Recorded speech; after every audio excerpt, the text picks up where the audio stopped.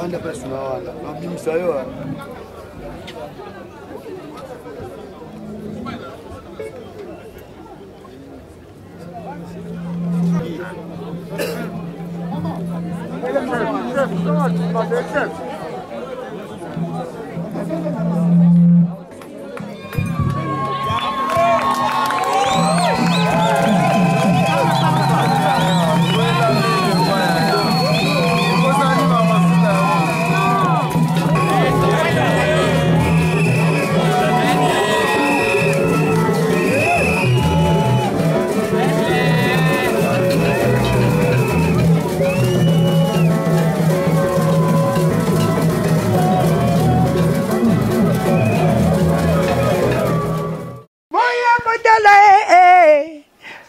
Pro TV, mais libine ambiance,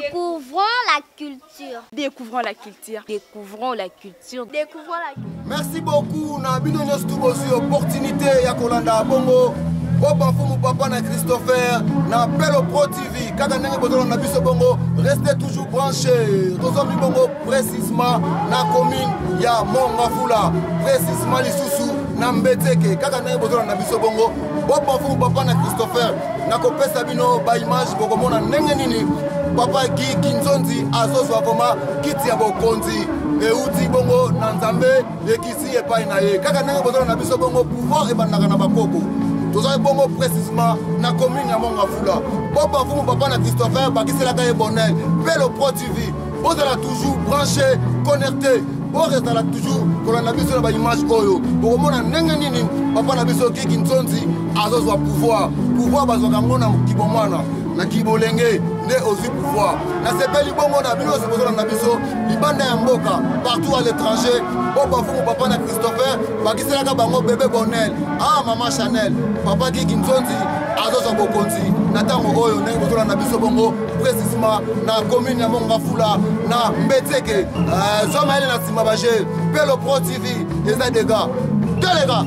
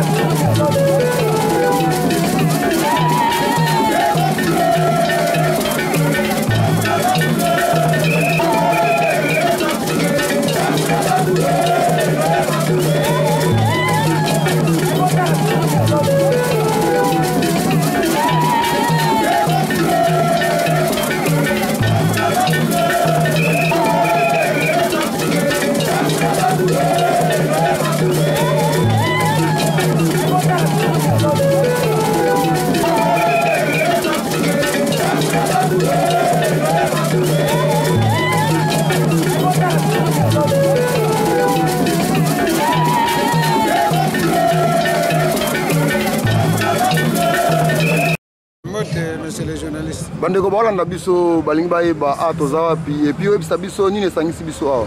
Merci beaucoup. Tozali na Mbeteke. Toye na melulu ya collègue na biso chef coutumier Guy Kinzonzi. Ngai nazali président ya chef coutumier ya province ya Congo Central na territoire ya Madima na Mbetenge.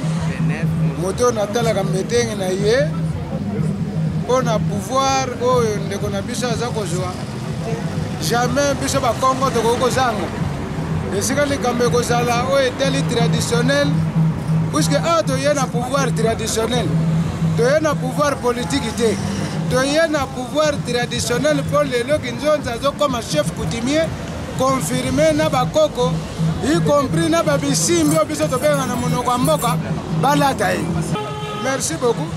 Tanga na koma ki chef coutumier na 1974 na mona ki pe boye ba collègue na nga ba yaki ebele ndenge pe moni na sepeli ona ndenge ndeko na biso akoma grand chef il faut ba koko ba yeba yo Muto babe chef coutumier senga zandoki. Muto azotala makambo na butu. Oye ko ya lobby de asa yeba kyango. Merci beaucoup. Conseil ni ngoko sama chef coutumier qui va introniser tout à l'heure. Ngana ko sepela makasi lokola chef aza intronisé na miss pe ya biso ba mikolo na ye. Bon depuis 1974 na komaki chef coutumier eza lelo te. Lelo naza ko diriger Mbeteng. Avec 1860 chef coutumier naza ko tala na Mbeteng. Eza eloko ko sakana te. Soki na atterrir boye. Po bal tola ki sape ke no. Ndeko na biso pe akomi ndoki.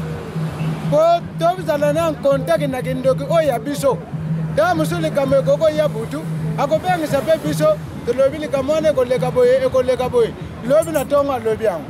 Chef coutumier bandeko bazolanda biso Pelo Pro TV. Ozolobela mingi makambo ya kindoki. Ah biso vraiment na kata Kinshasa bana kini tolobaka buka muna buka kwekela. Est-ce que biloko yo tozomona nango yo latio? Est-ce que ça pena kindoki ya solo? Merci beaucoup monsieur le journaliste. Bokindoki tokola kisaka ngona présence abato boete. Pourtant tokola kisaka kindoki abokoloba nini? Umoni bayaki na baonga pona kindoki. Bolelo mutu nyoso umoni kindoki. Etikale pana biso na mboko. Tokoma kobomba ngome lelo yo. Tomona ka mingi. Totina ngona bapero totina kana kisasa. Bapesa bato wa makayabu. Oyoko mwana ngaliaka kindoki na likayabu. Aliaka ngona biscuit. Mais na minute on nazawa en tant que procureur général en matière juridique près de Lucifer na kati Mbeteng na ye penake na kindoki yango zomona. Mais oya kolia bato kola kiswango boete. Eza dega Pelo Pro. Journée à l'élo vraiment ezali nkembo moko monene. Vraiment eloko boyena no salima penzati. Vraiment ngai nazozongisa matondi mi pa tanzambe pe pa ya mama mamuka na acte o asili ko sala poete ezoro mona na soki mfumu akufi désordre rekodi. Oela na ekoti tututu mesiko ndenge tozali boye mama ye moko uta la bomo ina ye aponi o yati. Azozwa acte. J'espère na simanaye au boulot kozalate. Vraiment na ton simple esengo mingi. Population congolaise ba otala yo ba moni yo motu na ba ebiote. Oyebi biso zana nepi kopesa kibokonzi boza na mwa ba kite ma pasité ou bien zana ba intessadate. Non, ezali likambo ya pasité. Lokola ye moko mama oyo azalaki mfumu ye moko azui pouvoir na ye alege yango pa ya mwana. Et ça, c'est un problème. Moi, le bas, je suis à makasi, mais makasi, maman abeli, alembi. La monique a okokate. Madame, on appelle ça, appelle ce pouvoir. Et ça, problème. Balwa ezali. Ngai nazali représentant ya maman, chef de groupement et ya Tendele. Maman Tsona Tsasa Ariette. Ngai, monsieur Simon Nkama. Nazali na leki na ngai $1000. $1000 pe na pesi liloba, yeba boyikolo. Nazali na rotondisa mana esengo ya mingi. Alolenge Mambuka asali acte ya kopesa Giki Nzonzi pouvoir na Beteke étant que chef coutumier chef de groupement et Sengomi. Ba conseil nous en ngwa kopesa Giki Nzonzi étant que jeune azu pouvoir. Conseil la kopesa Giki Nzonzi étant que jeune azu pouvoir coutumier ezali pouvoir ba pasteur te. Pouvoir coutumier ezali bonganga. Ezali kotosa mibeko pe ko respecter mibeko. Simba famille plus que chef coutumier chef de groupement ça l'a désigné na kati ya famille ne moute ponier famille moute tombolier et sengeleli azala komi kitisa mingi na kati ya groupement Mbeteke et puis aduyoka mingi na kati ya groupement Mbeteke pour être ezali pouvoir outi na kati na famille. Mais ceux qui $1000, c'est un prêtre. Oh, le loi sala que groupement Mbeteke. Tant le lot au monde à groupement Mbeteke besoin installé grâce à groupement Lutendele. Oui, c'est le maramouébélé pour être chef Kinzonzi. N'a beaucoup finaillé à Tikaka Mikanda na groupement Lutendele. Remplaçant Naezali Ndona Mbuka Anne. Yango moni groupement Lutendele bundaka pona groupement Mbeteke pona mama Mbuka Ndona Anne azwa pouvoir. Lelo to moni mama Mbuka apesi yango pa ya Giki Nzonzi to sepeli mingi pona ko inviter ba conflit coutumier to lingiso ba conflit ezalate na se présenter ngala zali bongo ngenge Ntsasa $1000 mwana ya mama Tsona Ntsasa chef coutumier chef de groupement Lutendele. Que bâti maman.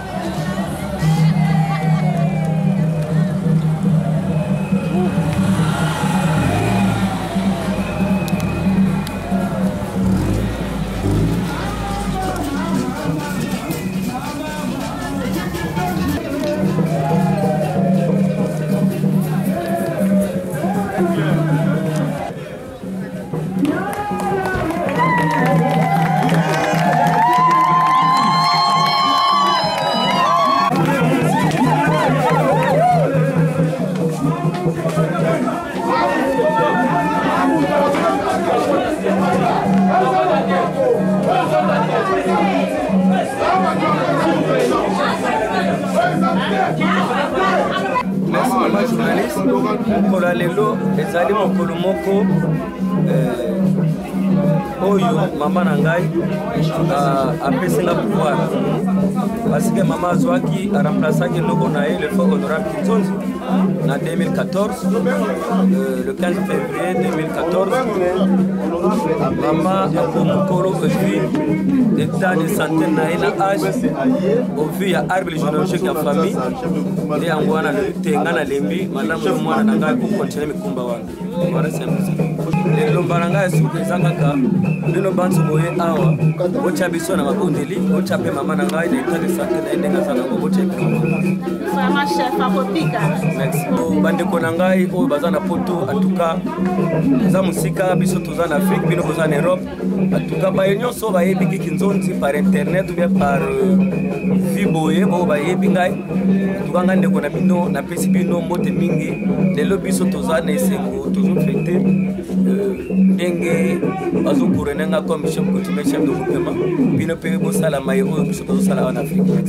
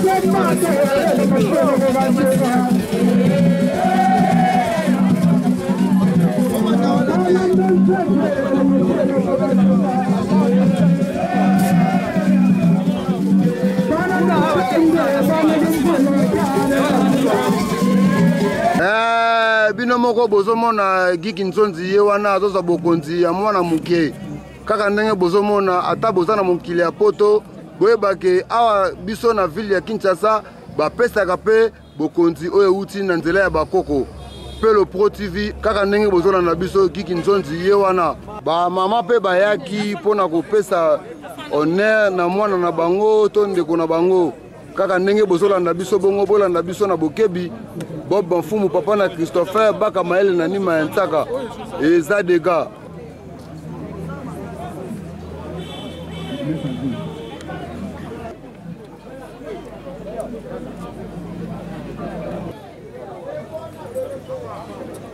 Okay.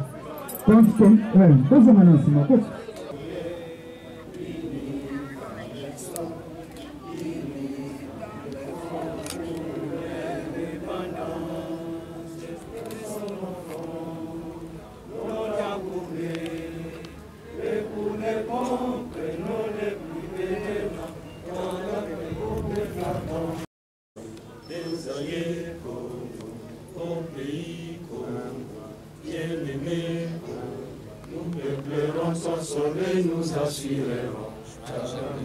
30 juin au doux soleil, 30 juin du 30 juin, nous sacrés soleil témoins, nous sacrés et immortels, serment de liberté, que nous lèvons à notre prospérité pour toujours. Merci. Après hymne national, pour le gouvernement de bienvenue, qui sera présenté par le directeur général aux affaires coutumières ici représenté, monsieur le ministre provincial aux affaires coutumières ici représenté,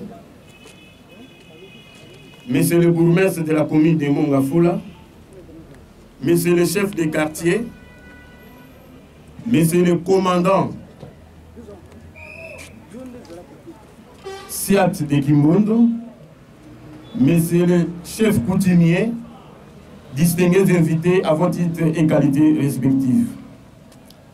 À l'occasion de l'intronisation du nouveau grand chef coutumier du clan Tinukongo, à la personne de M. Vila Kinzonzi Guy, nous, chefs de quartier de Mitendi, Moussangu, Kimvula, Saya, Matadi Mayode, vous souhaitons la bienvenue. Je vous remercie. Intérieur, décentralisation, ici représenté. Monsieur le procureur général, Monsieur le bourgmestre de la commune de Mongafula,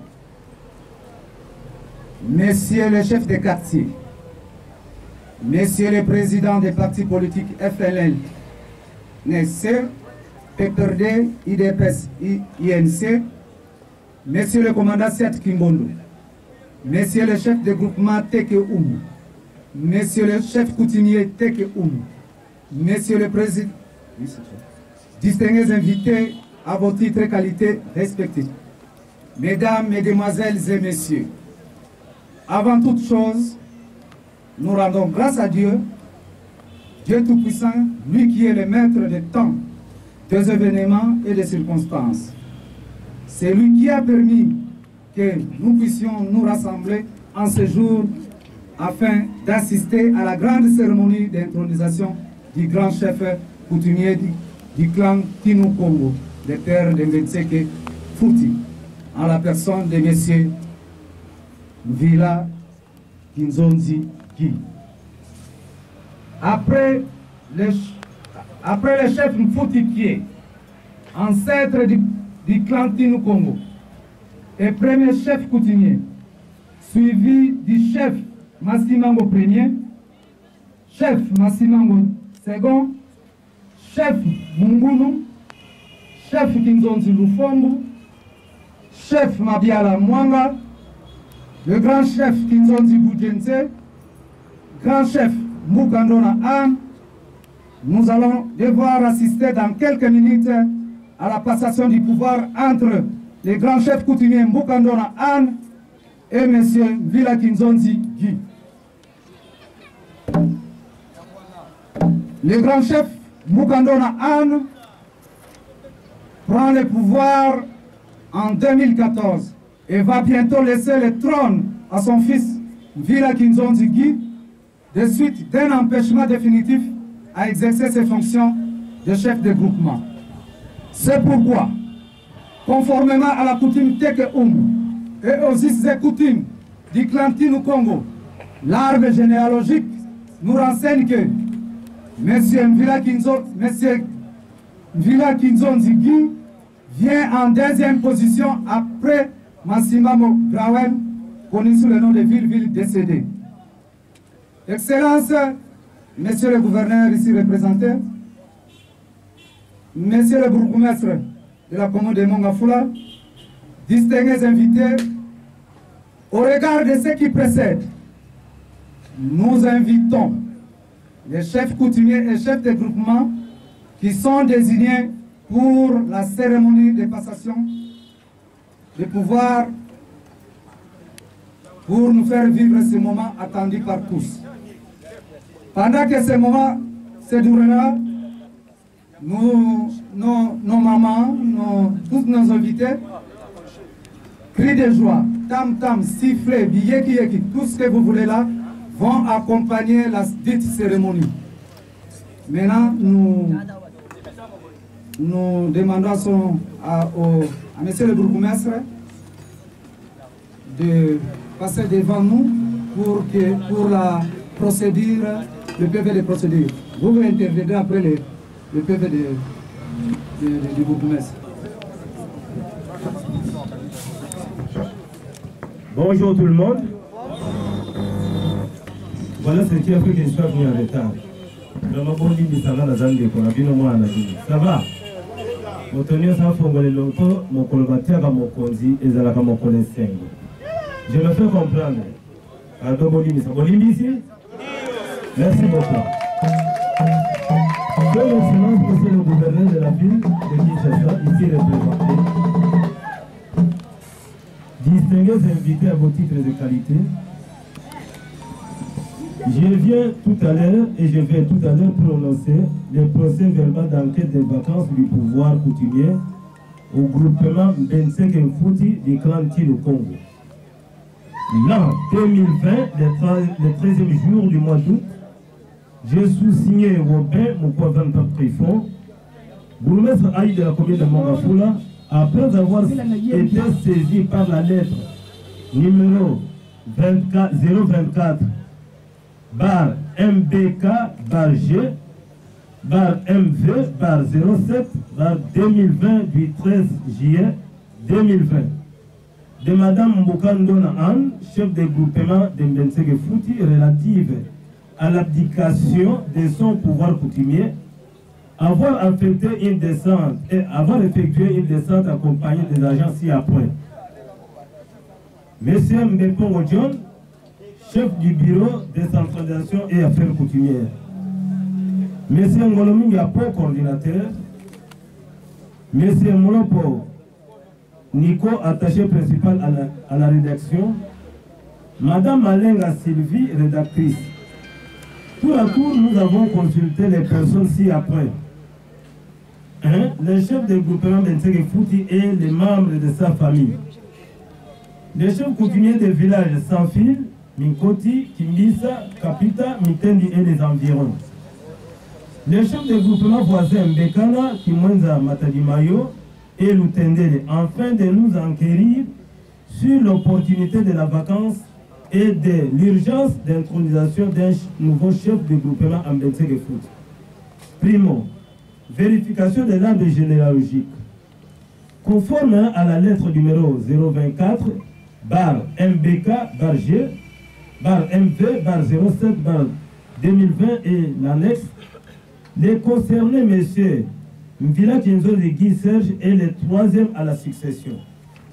Étant entendu que le deuxième, monsieur Mvila Greawel, était décédé, il est donc clair et légitime que les précités montent au trône après l'abdication de Madame Mboka Ndona Anne. 2. Du constat. Dès lors, nous avons appris auprès des uns et des autres personnes consultées, au-delà des divergences des filles, démocratie d'option oblige, qu'il s'est dégagé un consensus de vie autour de l'actuel chef de groupement, l'unanimité étant impossible à obtenir dans les cas d'espèce, les rivalités et la jalousie étant monnaie courante en cette matière. De nombreuses personnes auraient souhaité attendre la mort. Cependant, le pouvoir n'a pas besoin de vide. Cela étant, c'est la nécessité de combler le vide dû à l'incapacité maintes fois observée dans les chefs de Mme Mbukandona Anne, devait amener les uns et les autres au bon sens pour ainsi approuver et d'en finir avant date. Car nul ne peut préjuger de la mort qui ne dépend que du seul Dieu Tout-Puissant. Ainsi donc, après avoir écouté les partis, il s'est dégagé une convergence de vie allant dans le sens d'ériger un nouveau pouvoir du groupement Benseke Fouti. 4. De l'incapacité et poids d'âge. Il ressort des documents en notre possession l'acte d'application du 13 août 2020 et de l'attestation médicale du 13 août 2020, très expressif que Mme Mboka Ndona Anne a bel et bien tiré sa révérence. Ainsi donc, nous ne pouvons pas mettre des réserves quant à ça. Des us et des coutumes, tels que Umbu et la loi étant ouverte à toute succession, même dans les cas sous examen, surtout que dans les clans Tino Congo, la transmission du pouvoir coutumier est matrilinéaire. De ce qui précède, agissant conformément à l'article 207 de la Constitution de la République démocratique du Congo, reconnaissant les pouvoirs coutumiers. Nakanisi mokolo ya lelo ezali mokolo ya esengo po toye kopesa bokonzi na ndeko na biso oyo azalaki mwana me na ntango totali ke mama aza lisusu na makasi te oyo akokozala na biso elongo mpona kotambola kobundisa coutume mpona kobongisa mpe makambo ya coutume alors esengaki remplacer moi à la place de maman. Donc on va saluer Matriaka. Je crois que ce qui n'a pas dit bien, son Excellence, Monsieur le Bourgmestre, son Excellence, Monsieur le Bourgmestre, a outil pour tanga procès verbal. Nandenge la succession dingue eza koleka. Tricherie ezate. Nyo soto so kende ndenge esalamaki. Et ça la tête que lobby ko koma te bourgmestre yaki aiko kamata longoli mambuka ache Giki Nzonzi to chef Martin ayaki pona ko sala cérémonie ya kolatisa Giki Nzonzi na latisi na mutu te bourgmestre pas latisi mutu te mais ndenge coutume za kosenga ya watu kosala procédure ko esika ko tika la pamba te ya wana kosenga na Giki Nzonzi akotema bakopesa nani tokopesa mosesa epai ya mama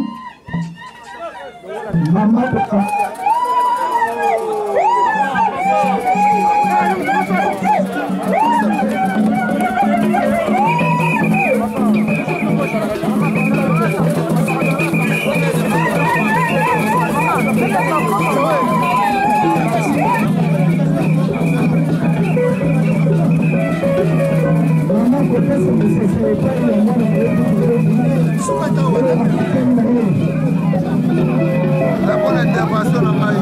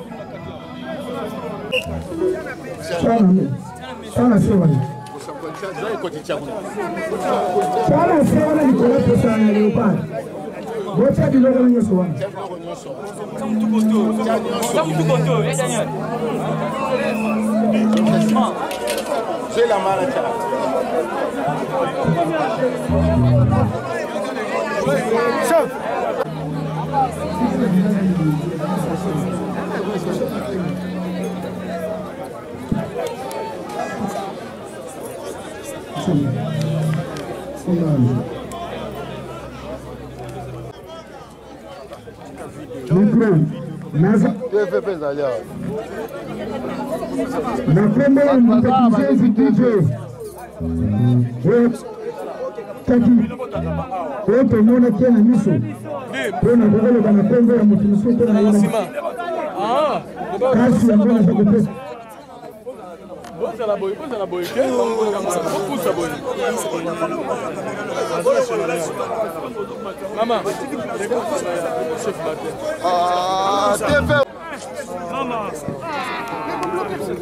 kasi yango naza kopesa Chef, bana baba zoma image. Nja maka. Banda pesa na wala. Mabimisa yo.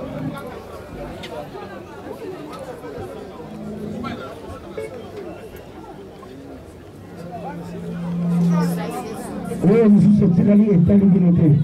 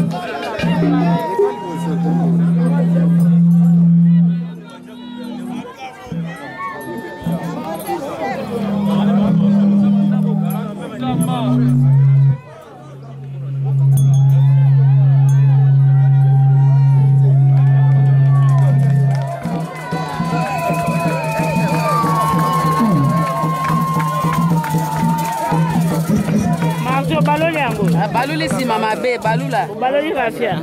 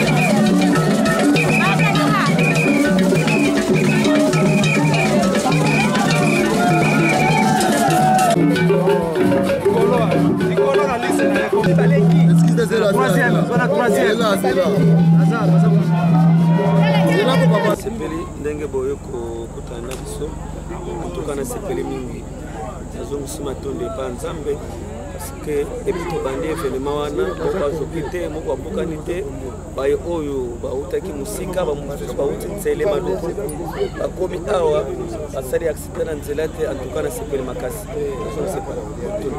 merci napesi bato nyonso oyo bayebi nga Geek Nzonzi oyo baza na poto napesi bango mbote baye nyonso biso na Kinshasa na Afrique toujours fete bino mpona bofete maye nyonso esanganela premier mai bakondiza basi bazwa meko wana antuka toza na station mobimba na niveau ya Kimwenza mosusu eza na niveau ya Njile Brasserie d'ici là avant fin 2020 antuka monga fola ekozala ravita ye na mai.